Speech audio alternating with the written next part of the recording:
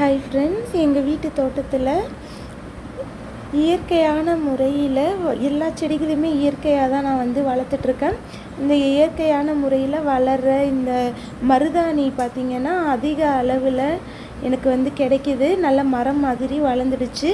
அதுக்கடுத்ததாக பார்த்திங்கன்னா வெள்ளை கரிசலாங்கண்ணி, இதுவும் நிறைய இருக்குங்க என் தோட்டத்தில். அங்கங்கே இயற்கையாகவே கொத்து கொத்தாக வளரும். இதுவும் எனக்கு தேவைக்கு அதிகமாகவே கிடச்சிட்ருக்கு. செம்பருத்தி பார்த்திங்கன்னா நிறைய பூக்களோட எப்பவுமே செடியில் பூக்கள் இருந்துகிட்டே இருக்கும்.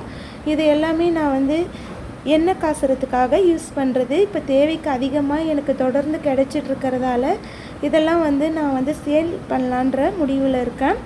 இதெல்லாம் ட்ரையாக என்னால் சேல் கொடுக்க முடியும். உங்களுக்கு தேவைப்பட்டதுன்னா சொல்லுங்கள் friends. Thank you. Happy gardening.